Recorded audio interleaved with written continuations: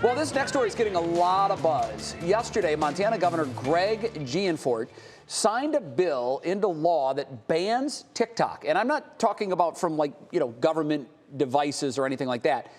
No TikTok in the state of Montana. The legislation, which passed last month, makes it illegal for app stores to give users the option to even download TikTok, and also illegal for the company to operate within the state. Well, this law will likely face challenges in court, as arguments will be made that it restricts free speech. So we brought in our 3 News analyst, Stephanie Haney, for some legally speaking to clarify all of this for us. So let's start with policing. How would the state be able to police TikTok? Well, Jay and Betsy, this is a huge enforcement issue. Just so many things to consider here. There are 200,000 TikTok individual users in Montana, as well as 6,000 businesses that use it. That's according to a TikTok spokesperson. Now, the way they have set this up is it would be a $10,000 fine per day for each time someone accesses TikTok or is offered the ability to access it, meaning if it's available on an app store. So the fines apply to TikTok and app stores, not users. So we're talking Google and Apple here. And Montana's Attorney General mentioned that technology used to restrict online sports gambling apps could be used to stop people from using TikTok in the state.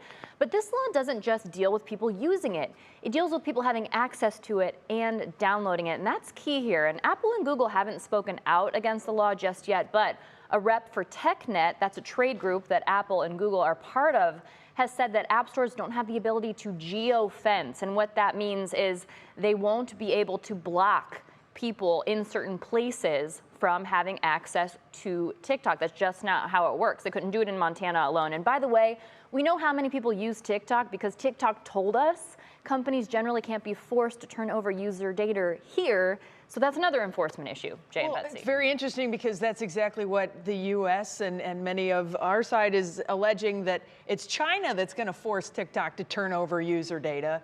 And you know, that kind of is a little bit of an ironic twist. Exactly. What is TikTok saying about all this? Can't imagine they're happy. They are not, and they're not going down without a fight either. They're not taking this lying down. A rep for the company said this in a statement released today. They said, "We want to reassure Montanans that they can continue using TikTok to express themselves, earn a living, and find community as we continue to work to defend the rights of our users inside and outside of Montana." And they also said that this bill infringes on the First Amendment rights of the people of Montana by unlawfully banning TikTok, a platform that empowers hundreds of thousands of people across the state. Now, those are their words. So what we're looking at here is TikTok setting itself up to make First Amendment protection claims, which is something the company is seeing support for, Jay and Betsy. So how do those First Amendment, freedom of speech arguments look when they're taking it to court? What is it going to sound like? There are multiple groups coming out, multiple watchdog First Amendment groups coming out against this ban, and the ACLU is really leading the charge here. Their argument is that there are other ways to avoid what the state says they want to do here, which they say is protect national security. The ACLU said the government cannot impose a total ban on communications platform like TikTok unless it's necessary to prevent extremely serious, immediate harm to national security. Now, they say this evidence doesn't exist, and even if it did, a total ban would not be the only option to avoid this harm. Now, Montana's Attorney General has already said he expects the law will end up in court, Jay and Betsy. So what we have here is a test case. They're trying to see how far they can go restricting a private company and really effectively restricting the free speech of those users. Wow. It's interesting because a lot of states and even our federal government have said, don't put this device on your work phones, right, which would imply that they buy into the fact that there is some sort of national security threat. Where this whole thing ends, only AI knows. I don't even know if artificial intelligence knows.